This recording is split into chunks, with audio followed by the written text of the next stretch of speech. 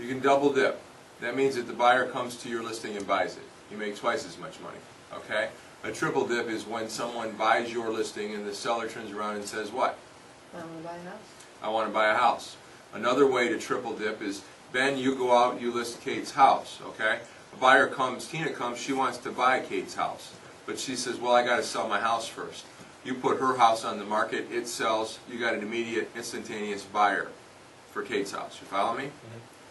Mm-hmm. I had a transaction one time that got kind of linked together that way. There were 9 units involved. I went out and listed a house off of Richard Road on Heathshire. Pulled up in front of it, it was 95 degrees out. I'll never forget this as long as I live. The outside of the house was painted 3 different colors. Very hot seller's market. Eaves troughs are like down off the side of the house, and I'm thinking, this place is horrible. Went inside, it smelled like a zoo.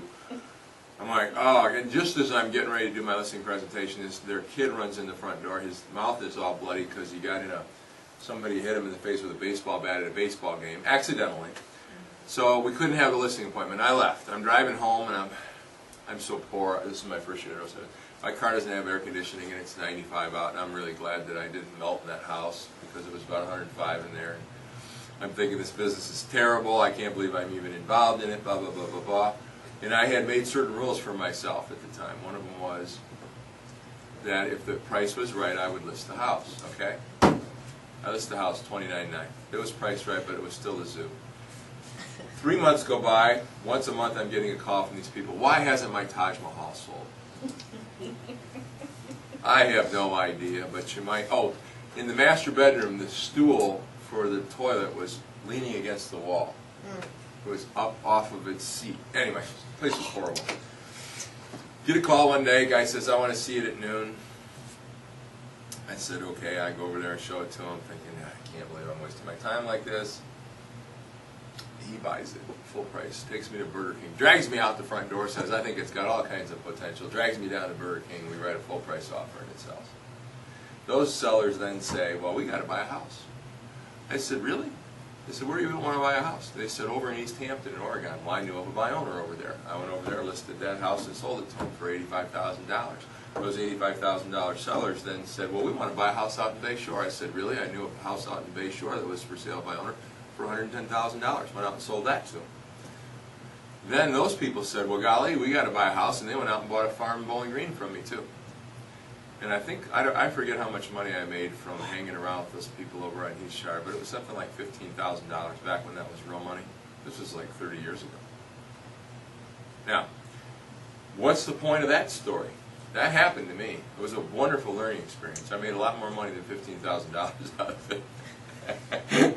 Because, man, it came right up. It came up and hit me in the face like a bucket of cold water, that whole experience. I just went, wow. What was my takeaway, Ben? Never turned down a well-priced listing? Yeah, never turned down a well-priced listing. Stay focused on listings. If I had a dime for every time I walked out of a listing thinking, I don't know if this thing's going to sell or not, and wound up with a paycheck, I could buy you a big fat steak. I could probably buy everybody in this room a big fat steak. Truthfully. Okay? And the other thing I can tell you is if it's close, take the listing. Work it, tell them, be honest with them. Don't consistently take grotesquely overpriced listings. But guys, you never know when they're going to change. They call up and say, I want to reduce my house $20,000. You get the calls in the meantime, etc. Be honest with them. Tell them, hey, this is what I think is going to happen. What's going to happen? I'm not suggesting otherwise. Kate? Will we ever go over how to get a feasible offer or expired offers and kind of do that? Yeah, there's a whole section on it. Okay. There's weeks on it, actually. Okay. One of the beating hearts of this program is prospecting, what we call prospecting, which is listing acquisition programs. Okay. Another one is what we call objections class, which is where we say, the guy says, I want to list my house for 2 weeks. I want to list my house with assist to sell because they'll wash my car and they'll only charge me $1,000 and blah, blah, blah, blah, blah, and all that stuff. We try to handle every conceivable objection that you would get in this business. Okay? Alrighty, any other reasons why listings matter? I got one for you. and that is that you can become known as the go-to person in an area, okay? Like Oak Harbor, Tina. Who knew that was going to be my area? My Uncle Wilbur lives in Oak Harbor, and every Thanksgiving we go down. He has a concealed carry permit. He takes his 357 to the Oak Harbor Kmart to make sure he doesn't get shot in the parking lot. Not in your area. Last time I was there, I watched 4 hours of motorcycle maintenance on the Speed Channel with Uncle Wilbur. Nice. Go ahead. This is off the beaten path. I haven't thought of this in years. When I was in Scottsdale, Arizona, there was a listing, and I knew the individual, and he had an open house.